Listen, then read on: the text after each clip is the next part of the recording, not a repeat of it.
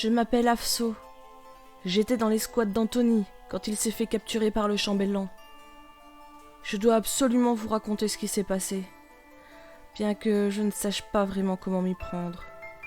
Je vais commencer par le début, ce sera plus simple. Quand le chambellan a pris le pouvoir avec l'aide des Orctroprides, nous avons sombré dans les ténèbres et nous avons dû créer un groupe de rebelles en vue de réduire les forces ténébreuses qui se déversaient sur le monde et d'assassiner le chambellan. J'ai rencontré Anthony quand il est arrivé à notre base, il y a de cela plusieurs lunes. On s'entendait plutôt bien, mais nous n'étions pas vraiment amis. En temps de guerre, il vaut mieux ne pas s'attacher. Ça peut se retourner contre vous. Comme je l'ai dit plus tôt, j'étais avec lui quand il s'est fait capturer. Nous étions 15. J'étais parmi les 3 survivants. J'ai donc rapporté les faits à notre chef Kanata. J'ai expliqué comment nous avons été piégés et comment s'est passé le guet-apens. Nous avions décidé d'y aller entre chien et loup, pour être moins visibles, mais pour ne pas que les Orctroprides soient couverts par l'obscurité. Nous savions que c'était à double tranchant. Nous devions nous poster dans les rues transversales et attendre le passage d'un convoi d'armes et de nourriture à destination du palais. Nous avions tout prévu. Le convoi passait toujours par les mêmes rues. Nous savions tous où nous placer. Je faisais partie de l'arrière-garde. Nous devions agir en cas de problème. Nous n'étions d'ailleurs pas prévus dans le plan initial. Kanata nous avait ajouté au dernier moment. Malgré tout, nous n'étions pas préparés à ce qui allait arriver. Une nouvelle variété d'Orctroprides a attaqué les rebelles par les airs, les forçant à se diriger vers la place centrale, où ils se sont fait massacrer, sauf Anthony. L'arrière-garde n'a pas été attaquée, ce qui m'a fait penser que nous avions une taupe au QG. Kanata a opiné du chef. Il avait la même impression. C'est pour ça qu'il avait envoyé 3 personnes rejoindre l'escouade à la dernière minute. Il savait ainsi que ce n'était aucun de nous 3. Je lui ai dit que je pensais qu'il s'agissait d'Anthony. Après tout, nous loupions plus de missions depuis son arrivée dans le groupe. De plus, nous savions qu'il était vivant, grâce à son boîtier. Kanata ne semblait pas convaincu. Il m'a confié que le sentiment d'avoir un espion au sein de son groupe n'était pas quelque chose de nouveau. Il avait des soupçons, mais aucune mission ne s'était aussi mal déroulée que celle-ci. Malgré ses soupçons, il ne connaissait pas l'identité du traître. Je n'avais jamais vu notre chef aussi sombre et aussi tracassé.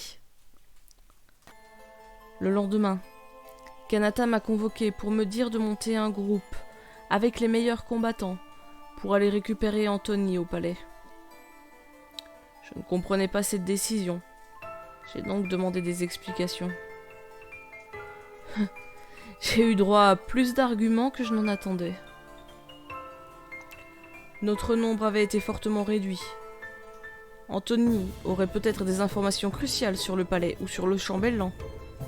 Pour finir, symboliquement, réussir cette mission de sauvetage mettait un grand coup dans le camp des Orctroprides, en prouvant que nous n'avions pas peur et que nous pouvions pénétrer et sortir du palais. Le dernier argument a fini de me convaincre. Le soir même, Kanata et moi échafaudions un plan pour pénétrer dans le palais de la façon la plus discrète possible. J'ai proposé de passer par les conduites d'évacuation. Mais d'après les informations dont nous disposions, elles étaient étroitement surveillées depuis la capture d'Anthony. Comme si le chambellan savait que ces conduits représentaient une faiblesse dans sa sécurité. Les Orctroprides aériens gardaient le toit, et une garde était postée à chaque fenêtre. La méthode discrète serait particulièrement difficile, et une entrée directe d'une telle place forte serait de la folie. Seul moyen restant, une attaque éclair. Mais pour cela, nous devions savoir exactement où se trouvait Anthony. Heureusement, il y avait un signal permettant de retrouver le propriétaire de nos armes de bras. Nous étions face à une seconde option. Une attaque éclair sur la salle du trône. Mais nous savions que ce serait une attaque suicide, car nous serions obligés d'utiliser le bouton d'autodestruction de notre boîtier. Le tout sans garantie de succès, car nous ignorions où se trouvait le trône, car personne, hormis les gardes et les créatures, n'était autorisé à pénétrer le palais.